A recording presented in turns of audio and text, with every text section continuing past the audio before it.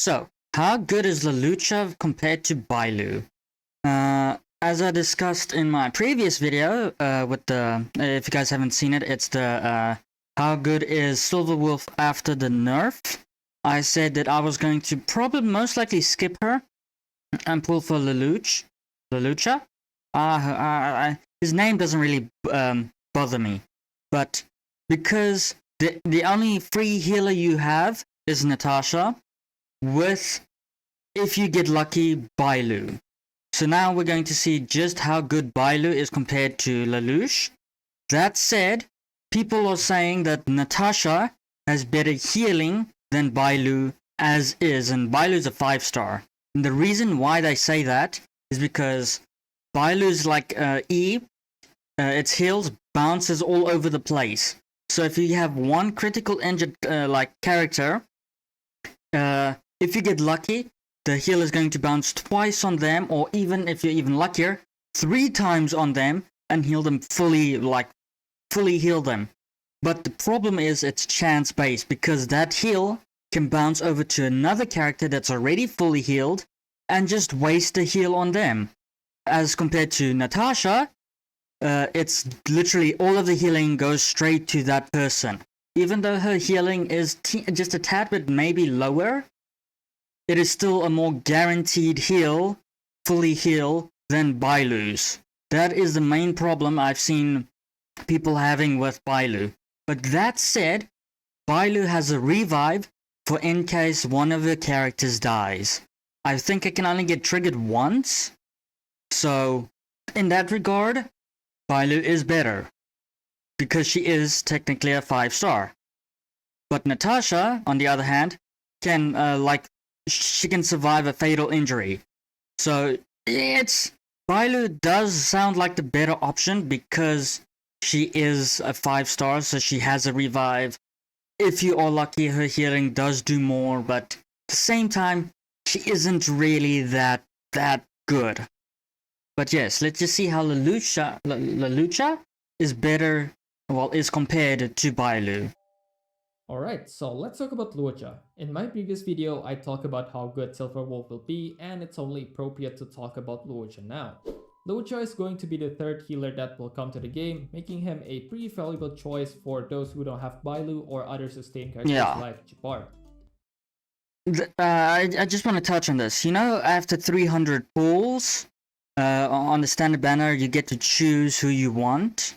I was going to go for Bailu, but now if I get Luocha, I'm going to skip Bailu, and then I'm going to either go for like a Japard or Welt, you know, just to get those characters and build them up. Because apparently, Japard is I believe he's better than the Fire MC, but at the same time, because his shield is so goddamn tanky. If you put him up with Clara, you know the whole March and Clara combo. If you put Japard up with Clara, it's even better. That team skyrockets even more, because not only can you shield Clara, you can also shield everyone else, which I think is so useful. I don't know if it has the same like March, where it makes the character that has a shield be attacked more. So you're probably going to lose damage when you have like Clara and March. You're probably going to lose that damage from Clara because she's not the one being attacked that more often. But honestly, Japard is more for the sustainability and survivability of your team. So how does he compare to other healers like Natasha or Bailu? Well, before we get into that, let's talk a little bit about his skill. Yes, and excuse please. me for the background gameplay since I lost all of my Luocha recording from CBT2. This random chaos gameplay here will have to take place, sadly. Okay, just get into it, please. Skill, Prayer of an Abyss Flower is a single target healing that scales out of his attack, and has a huge flat healing number that comes with it. Damn! This ability will also trigger once every 2 turns if any of your ally is below 50% HP. Okay, which Okay, it's not that bad, but it sucks that it only triggers once they're at 50%. really cool. He will also gain 1 stack of Abyss Flower every time he uses this skill or triggers it. Okay. So what is this Abyss Flower that I'm talking about? That, my friend, is how his talent works. His talent will project a field once you get 2 stacks of Abyss Flower, and once an enemy is inside that field, all ally that attacks the enemies within that field will get a heal that scales out of Luocha's attack. Okay. And once you're already at Ascension 4 on him, this heal is AoE. Well, it's Damn! really cool. It's pretty broken, in fact. Other than his skill, his ultimate also gives... So instead of a single target, he becomes a multi-heal. Okay, that's really good. And Ascension 4 is actually relatively easy to get to. This is getting interesting. A stack of Abyss Flower. His removes one enemy's debuff and deals imaginary damage equal to... Oh, so he is imaginary. Okay. I figured as much. Like, from what I've seen of him during the game, he was either going to be imaginary or I think wind, but imaginary is probably better. So it removes an enemy's debuff. Well, it removes an enemy's buffs. So if you like with Cacolia or Kafka from the simulated universe, it will remove that whole attack buff that they get. Oh, this is really good. This is getting really good. He's starting to look extremely useful. Dealing skill that dispels enemies buff. So basically Payla's skill but AoE. Okay, so that's okay, but it's not going to be a full heal, which okay, the removes the enemy's buffs is kind of covers for that, but at the same time, it's kind of you kind of want that full heal in case you get into like a rough situation. But I guess that's where his talent comes in, where after Ascension 4 it becomes like a group heal. So I guess that kind of makes up for the lack of like alt heal. Okay. His kit done. It's just a really quick breakdown right there. Before we get into the numbers of Luocha's healing, I want to talk about his potential and his weaknesses first though. Okay. First, let's start with his weaknesses. I feel like Luocha's healing is not something that is as reliable as Bailu's or Natasha's healing. His healing amount though is not something to scoff at. It's pretty insane. Honestly, it could be, it may not be as high, but because once you get him to like Ascension 4, he's already going to outclass Natasha in like the healing category. Unless you add Natasha's ult, then Natasha could still be just a tad bit better. But if you get him to Ascension 4 and you build up his attack quite high, his healing should like even out, and then when you use his ult to remove the enemy's buffs, that could actually make him better. That literally could make him better. So he's going to be somewhere in the middle between Bailu and Natasha. Bailu, if you get lucky, has more healing. Natasha is more it's more concentrated healing, if I can put it like that. Like, it's more consistent. But Luocha is apparently going to be in the middle. Like, his healing is going to most likely be better than Natasha's like E healing, like her like skill heals. Not as much as like Bailu's, but because it has the AoE that to heal all allies at once and it doesn't like bounce, that's probably going to be a teeny bit better than Bailu's, because it's going to have the consistency plus AoE. So he's going to be in the middle. He's going to be like a mix of both of them. So again, probably better than Bailu, and probably going to be better than Natasha if you build him for the healing and not well, his damage is going to be pretty high because his healing like stacks off of attack. So his damage is probably going to be really high as well. Plus the debuff removal, like the buff removal, it literally could be the best healer that we will ever have for a while. If you exclude like Bailu's like revive, and the revive probably puts her above Luocha. Well, God, I can't pronounce his name properly. I'm so sorry, but yes, honestly, he's going to be in the middle. He really is, by the sound of it. So it's going to be, if you have Bailu, you probably don't need him. But if you don't have Bailu, then you may as well just get Luocha. And then like on your 300 pull on the standard banner, you can then choose someone else besides Bailu. So it's all just the luck of the draw.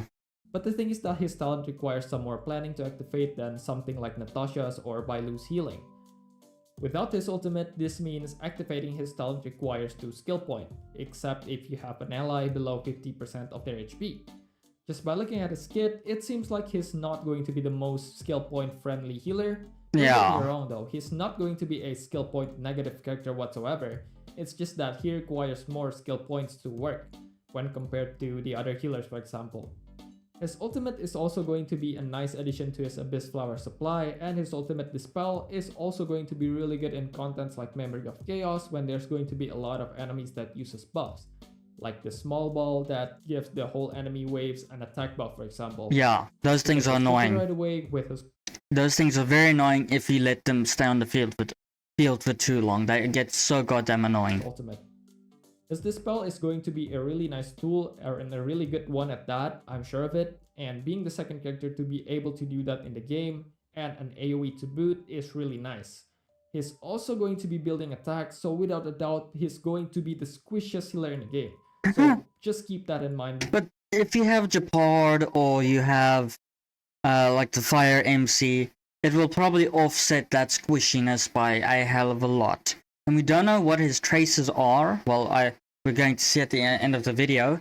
But if he has like a revive thing like Natasha, or his Eidolons has like a revive thing, or like a last hit like survivability thing, then it's going to offset that squishiness by a hell of a lot. Before you use him. A nice thing that he also has in his tool is that he can resist CC debuff for 70%. Through the valley requires character ascension 6. The chance to resist crowd control debuffs increased by 70%. That is honestly really good. Confusion, domination, all of that will just be out of the window. So even though he's squishy, at least he will be able to move more often than other healers thanks to this trace right here. And from what I learned from CBT2 is that while his talent is active, it seems that he can't get any stack of Abyss Flower, so expect some downtime between his talent. Okay, that kind of puts him just a tad bit lower. Well, if there's no downtime, he will be pretty broken.